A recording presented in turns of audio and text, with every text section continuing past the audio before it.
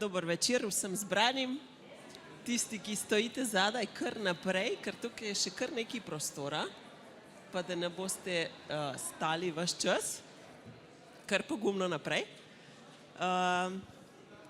V imenu vseh nas tukaj lep pozdrav. Zbrali smo se v eni taki lepi knjigi in upam, da bo tak tudi pogovor, da bomo vsi šli še lepše razpoloženje od tukaj, kot smo prišli. Enega gosta skoraj ni treba predstavljati, to je prava redkost, ampak bom pa začela na drugi strani pri Lojzetu Grčmanu. Lojze Grčman je pa pisec te knjige.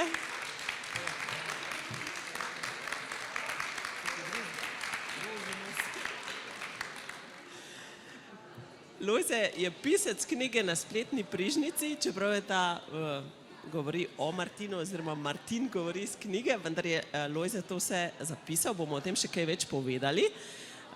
Lojze je tudi mož in oče 3 otrok, moj sodelavec in to še precej dlje, kot obstaja Leteja Slovenija, česar sem zelo vesela.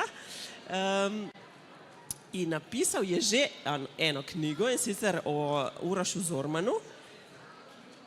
Lojze, prva knjiga se je zelo dobro prodajala, se prodaja, druga knjiga je že razprodana. Kako izbiraš teme, oziroma vidim, da bolj ljudi, da so v bistvu hit? Lepo zdrav vsem, hvala, ker ste se zbrali v takem številu. Z Martinom lahko rečem za oba, da sva zelo vesela in počaščena, da je tako. Drži, knjiga se dobro prodaja, kako pa izbiram like? Nekako rad imam tudi v novinarskem delu, kot v tem, recimo temu avtorskem, piščevskem, ker se nimam seveda za pisatelja, ampak za avtorja 2 knjig. Rad imam zanimive ljudi in o njih pač spregovorim v čim bolj dinamičnem jeziku. Nekdo mi je nekoč rekel, zgodbe so vse okrog nas, samo oči moramo imeti odprte. Jaz sem prepričan, da res Slovenija in naša družba, ne glede na vse zagate, ki jih imamo, skriva ogromno talentov, krasnih ljudi, ki bi si tudi zaslužili knjigo, in res sem vesel, da mi je z Urošem in Martinom uspelo napisati 2. Ena je biografija, ena pa knjiga spodbud in misli, in ne vem, super mi je delati s tako krasnimi, navdihujočimi ljudmi. Martin, pojdiva na začetek tvojega vloganja. Letos oktobra je namreč minilo 4 leta, odkar si začel. V svojem 100. vlogu si najavil, smo skupaj najavili izid te knjige. Spomnim se tistih prvih odzivov na prvi vlog, na tisti sem Martin Golob in sem župnik. Spomnim se, da takrat je naš splet ponorel, spletna stran, dobil pa si tudi nekaj tehtnih kritik in takrat te je to res skrbelo. Če bi se danes recimo odločal, ali posneti svoj prvi vlog ali ne, ali začeti to pot ali ne, kako bi se odločil? Najprej vas prav lepo vse pozdravljam. Sem počaščen, da lahko sedim tukajle z Urško in Lojzetom, ki je tako fajn in pridno pisal to knjigo. Če bi se še enkrat odločil, ne vem. Verjetno bi se. Hvala Bogu, da človek ne ve, kako in kaj vse z sabo pripelje. Nekako sem pa sedil na vdihu, to je čist ratalo. In očitno je že tako prav in dober. Bog že ve, zakaj je tako. In tudi zaradi tega sem pravzaprav na nek način ganjen, kaj Bog vse dela po nas, tudi po meni, če se mu človek malo odpre. In zato sem pravzaprav tudi hvaležen za to možnost, da sem lahko na tak način tudi orodje, da lahko prinašam na svoj način, preko medijev, preko vloganja, preko knjige zdaj nazadnje, tudi Boga v vašo hišo. Če ne bi vlogal, ne vem, če bi imel tudi tako lep odziv na prenose svetih maš, ki so se predvajale na Facebooku in na televizijah, tako da gotovo je to nekako blagoslовljeno in mislim, da je prav šlo, no, tako, ne obžalujem. Ne obžalujem, če bi pa takoj takrat videl, da me vse to čaka, pa ne vem, ampak zdaj tako so tudi s knjigo začela. Ampak verjetno bi ja še enkrat šel. In ker se v 4-minutni vlog, ker več ti ne dovolimo, ne da strpati kakšnega globljega in širšega razmisleka, je Lojze dal pobudo za knjigo. Ampak, kot pravita, to ni knjiga o Martinu Golobu, ampak, Lojze? Ja, tako je. Lojze je najprej dal idejo, da bi napisala skupaj knjigo. Na začetku sem to mislil, da pač, ok, se bom malo govoril, on bo pisal, pa pač to gre na police in je stvar rešena. Nisem hotel imeti, da bi tako bila knjiga o meni, ker za avtobiografijo sem še malo premlad, bi rekel človeka, ne. Imel sem dvome, kar se tega tiče, da knjige se piše o kakšnih velikih ljudeh, ki so mogoče res že prehodili kakšno, ne vem, kakšno posebno pot v življenju, da so res nekaj izrednega tudi uspeli ali pa ustvarjali ali pa naredili. Jaz se nisem nikoli, se ne vidim v tej skupini, no. Zato me je malo na začetku skrbel, kako misli zdaj to knjigo. Na koncu pa tudi, ko sem zdaj miren, ker želim, no, pa mislim, da je knjiga taka, ki sporoča mnogo več. Pravzaprav sporoča življenje duhovnika, sporoča način življenja v veri z Jezusom Kristusom, v krščanstvu, predstavlja neko veselo držo, da smo ljudje nenazadnje odrešeni, tako da je sporočilno, no. Ni o meni v tem smislu, ampak je pravzaprav, kaj Bog dela vse po nas. Amen. Lojze, vseeno, kako je nastala ta ideja oziroma zakaj knjiga, ne? Ja, kje si najdel Martina? Martina sem našel leta 2018, enega krasnega pomladanskega popoldneva, aprilskega, ko je bilo zelo toplo, ko sva si vzela čas za intervju ob kavici, takrat sva se videla prvič in se mi zdi, da ne vem, že po nekaj minutah sem se počutil tako, kot da se poznava že 100 let. No. Kmalu sva nekako začutila to neko povezanost, sva se začela tikati in že intervju je bil imeniten, potem pa smo se dogovorili, da boš postal vloger in potem si zmeraj bolj napredoval in rastel in smo skupaj rastli in hvala Bogu si prišel do 100. vloga, čestitam in preprosto je ideja potem kar zrasla, da bi vloge nadgradili še v knjigo, zaradi tega, da si lahko vzameva več časa za različne tematike, za posamezne sklope tem in vprašanj in tudi odgovorov, da jih lahko pojasniva. In mislim, da je knjiga pravi medij za to, da nisi samo v enih fragmentih na spletu, ampak da je zdaj tudi nekaj konkretnega na papirju, ki se da na polico, ki se lahko napiše posvetilo in ki se tudi prebere lahko enkrat ali večkrat. Torej, še enkrat, če pojasnimo, knjiga je nastala tako, da je Lojze Martina spraševal, Martin je odgovarjal, Lojze je to napisal in zato lahko Martinove besede v bistvu v prvi osebi berete, kot da bi Martin govoril. Ampak potek dela je bil tak.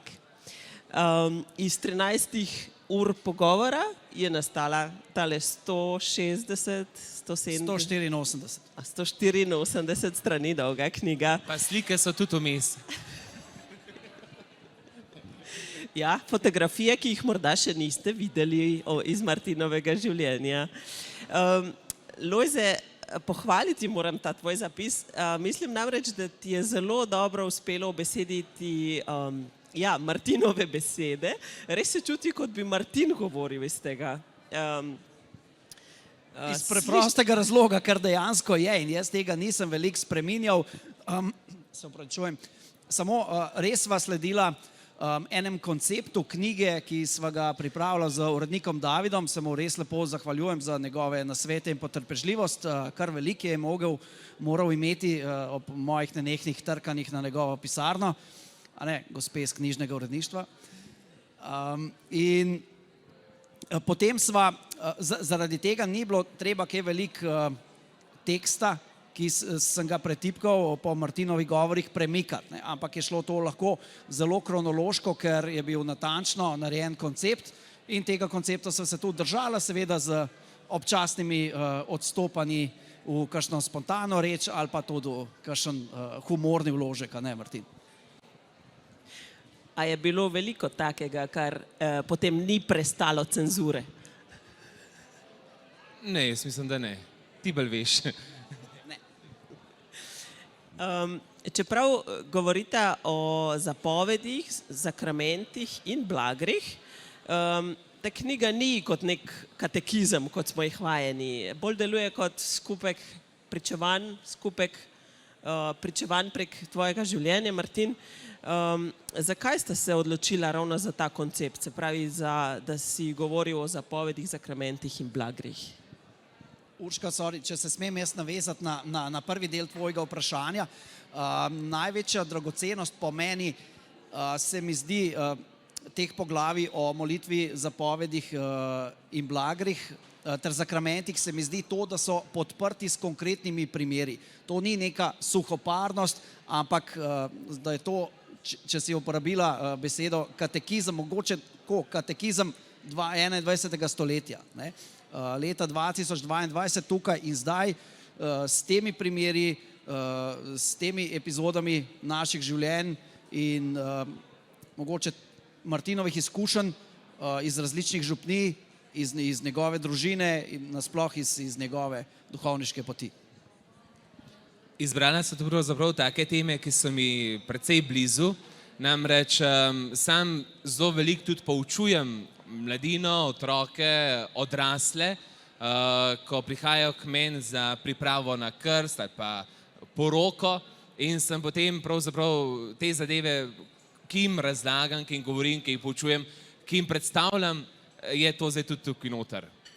So pa res podkovane s primeri, preizkušeno, ljudje tudi besede zelo lepo sprejmejo.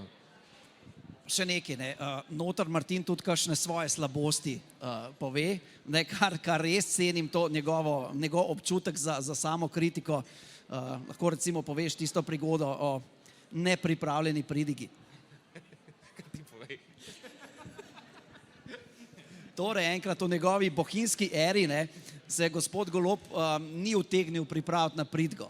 In potem jo je samo vzel z interneta in sprintov in ko je širokim ljudskim množicam v bohinjski cerkvi svetega Janeza Krstnika, svetega Martina razlagal, torej bral pridigo, se je enkrat začel ob tem še sam sebe dolgočasiti, pa je rekel, lejte, oprostite mi, jaz se na tole nisem pripravil. Kako že? Amen. Zmolimo vero, amen. In potem je iz tega nastal tisti znameniti mem, enkrat sem imel tako dolgočasno pridigo, da sem še sam sebi zehal, ne. Ja, raj kar iskren povem, pa da bi nekaj glumil, ker tako so šli že malo spat med mašo. Martin, kot praviš, vse, kar se tiče, kar si govoril o zapovedih, zakramentih in blagrih, je bolj kot ne tvoje osebno doživljanje oziroma tvoje izkušnje življenjske. Opazila pa sem, da si se ob vsakem od teh, pri vsaki zapovedi recimo, ustavil za kakšne polovico strani, morda kakšno stran, ampak pri 9. božji zapovedi si porabil, mislim, da 4 strani. Ne želi svojega bližnjega žene. Ja, no, to so stvari, ki jih tudi v realnosti, se pravi, vidim. Tukaj je tudi področje ljubosumnosti, področje zvestobe in ne da bi imel izkušnje, ampak slišim ljudi, ki se s tem srečajo. Slišim ljudi, ki vem, kako je tudi dragocena ta področje zvestobe, ljubosumje, dostikrat smo žrtev kakšnega ljubosumja, dostikrat smo tudi žrtev takih stvari. Velikokrat se s tem srečam v odnosih z zakonci, v odnosih, ko dva mlada pripravljam na sveti zakon. Pač verjetno sem imel pol tukaj toliko več vdiha. Martin, iz vaše družine, če Bog da, boste kar dva duhovnika. In tudi v knjigi ogromno govoriš o svojih starših, o svoji družini. Veliko poudarjaš, da ti veliko pomeni to, kar so ti starši predali. Lahko tudi, cerkev se sprašuje, kje so duhovni poklici. Tvoja starša poznata v bistvu recept? Za nove duhovne poklice je treba najprej imeti otroke, pol pa moliti za te otroke, pa nekako normalno sproščeno živeti vero. Drugega recepta ni. Prepustiti za duhovne poklice se mogoče lep zgled duhovnega življenja in to je to. Da bi nekaj, ne vem kakšnega, mene niso silili, tudi mojega brata nikoli ne. Imel sem lep zgled domačega župnika in moji starši so večkrat mu kakšne žgance skuhali, je rad prišel k nam hiš. Pa čisto tako klasično smo z vero doma živeli. Mi je pa moja družina nekaj svetega, zato ker sem od njih dobil vse, kar danes potrebujem za življenje. Najlepša dediščina je vera, delovne navade, en lep zgled, kaj pomeni biti oče, en lep zgled matere, ki je nas skrbela in bila do nas nežna. Tako da o tem pa mislim, da kar dosti govorim, pa pišem in se zavedam tega, odkot izhajam in se zavedam tudi svojih korenin. Tako da tega res ne moram zanikati. Moj brat je se pa odločil za duhovniški poklic, pravzaprav zaradi ene izkušnje. Rodil se je s srčno napako in pri 2 letih je bil že operiran, so neke zaklopke mu menjali in tako naprej. In on je nekako skozi velikrat rekel, ja, Bog mi je dal življenje, jaz mu ga bom pa vrnil. Še kot otrok je to govoril in nismo ga sicer zmer resno jemali, pa zmer smo rekli, ne se samo odločiš, ga nismo kaj v tem usmerjali. In tudi zdaj mislim, da je zelo tako svoboden, se je čisto sam odločil, ker v zakon ne smeš nikoli siliti, glede vere ne smeš nikoli nobenega siliti, pa tudi duhovniški poklic se nobenega ne sili. Lahko se moli, lahko se to kaj daruje zanj, se pravi, so še bolečine, trpljenje, to je tak pravi recept. Smo bili pa naša družina vedno tudi malo z duhovniki povezani, ker imam tudi kar nekaj stricev v žlahti, ki so duhovniki. Nam je ta poklic dosti blizu, no, tako. Mogoče pa še moj otroci.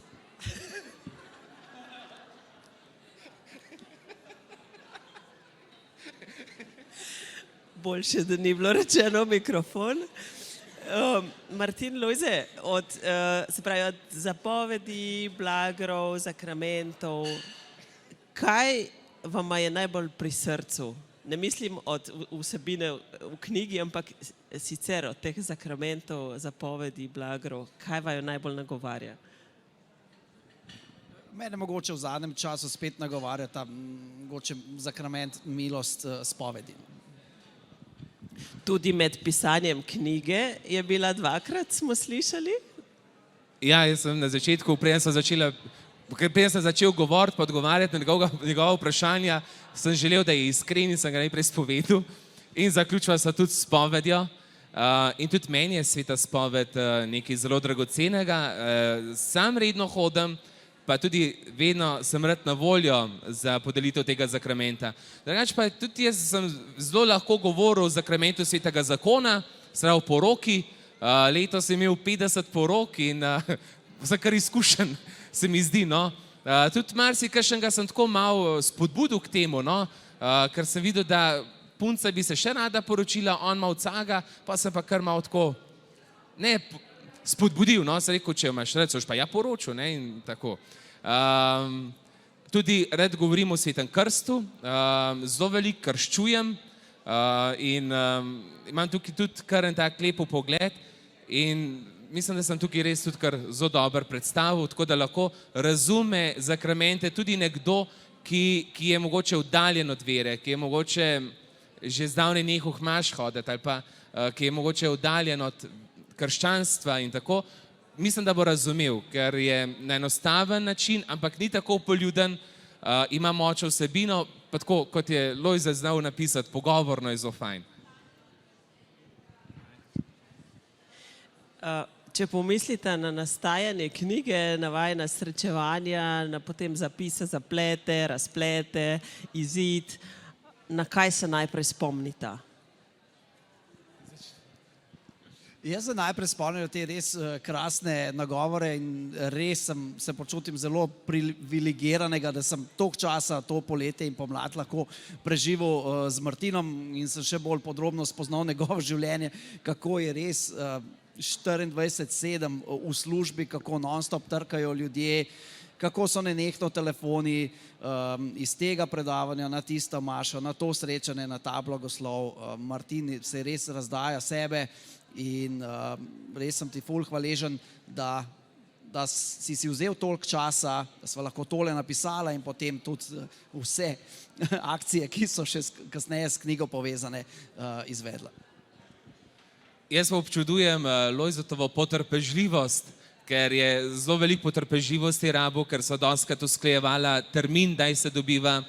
Včasih je prišel, potem so bili spet kakšni ljudje, pa kakšna gospa na vratih, pa bi sam tole, tako da gotovo ima v posnetkih tudi kakšen zapis Svete maše ali pa če kakšna gospa. Enkrat je šel z mano po rože spomladi, ker smo na okensko polico, jaz sem rad na Farožu rože, ker da sem malo konkurenca drugim gospem po vas, lepe bršninke in sem jih takrat mogel iti iskat, ker so bile tam na vrtnariji zrihtane in se je opet z mano už pomagal nositi in v Gradot so malo snemala, vse je fajn, da malo tako le vid. Parkrat so še gor na Lipoglav, so le gor, tudi sprehod so še enkrat en tak lep krog. Zelo občudujem njegovo potrpežljivost, da je bil ves čas vztrajen, da ni obupal takoj, ker včasih je treba z mano se malo pomatrati, kar se tega tiče, da me dobi, da najdeš termin, da moraš biti pač to mu občudujem, sem mu hvaležen in slučajno, če sem v teh ihtih kdaj to delal, pa da si prišel, pa si dan rezerviral, pa me pa ni bilo, se ti upravičujem. Nisem nalaž, ampak jaz sem zelo slab, kar se tiče koledarja. Včasih imam 2 stvari hkrati, pa moram pa da kak speljati. Se je že to večkrat zgodilo. Ampak enkrat se je zgodilo, da sem imel poroko in krst hkrati. In pozabil sem, mislim, oboje je bilo, vsi so hkrati prišli. Sledeč sem imel pol gospoda kaplana, da je šel krščevati v ta staro cerkev, jaz sem imel poroko v novi cerkvi, vmes so se ministranti malo sprahajali od enega do drugega, tako da je bilo kar pestro. Je bilo zanimivo.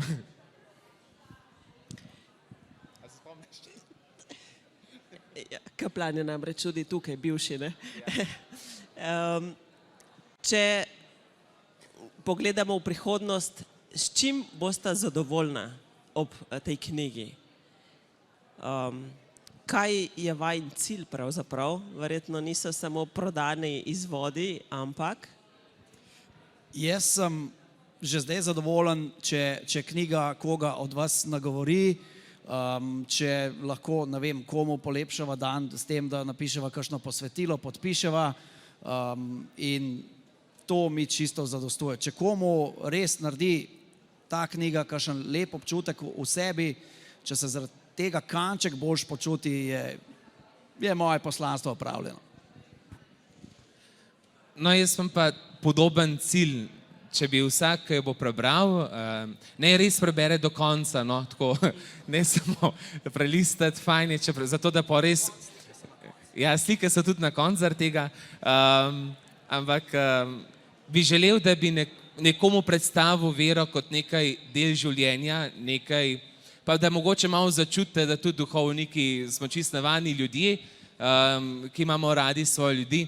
Nenazadnje bi si pa želel, da tudi bralec, kjerkoli bo že bral, da mogoče vsaj začuti, da je Bog dober in da nas ima rad. In da, če želiš biti kristjan, nič ne izgubiš, ampak ogromno dobiš.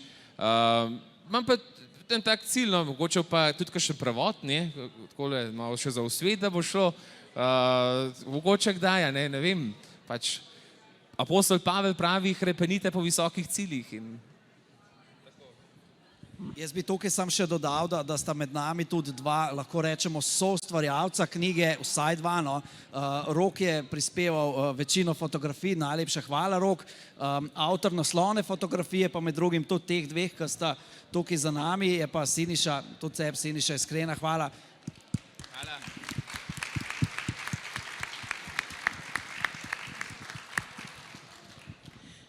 Naj za zaključek preberem zaključek knjige. Bil je že prebran in bo verjetno še velikokrat, ker res pusti vtis. Si bom vzela malo daljši odlomek, kot je bil zadnjič. Martin pravi takole: nisem za zgled. Edini, ki je res za zgled, je Jezus Kristus. Jaz sem samo navaden Martin, ki mu želim služiti. Prejel sem zastonjski dar mašniškega posvečenja, da lahko delim zakramente. Največ mi pomeni, da lahko delujem znotraj cerkve in da mi ta zaupa.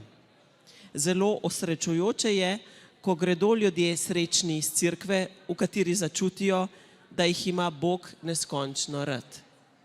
Ker ima Bog mene rad, si želim, da tudi vi občutite, kako čudovito je to. Na poti smo skupaj. Ne maham vam s cilja, ampak hodim z vami, gremo naprej.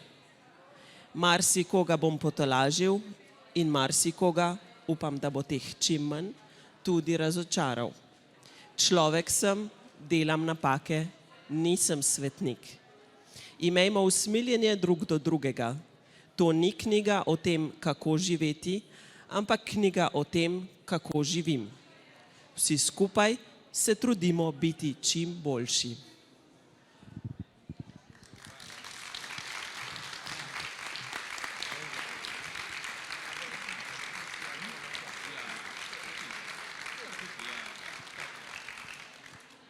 A imamo dovolj časa, da se tukaj podpisuje? Ja? Torej, v tistem kotu najdete še Martinove knjige za nakup, sicer pa jih bom Martin tukaj zdajle podpisoval. Hvala vam, da ste prišli, hvala za pozornost in lep večer še naprej.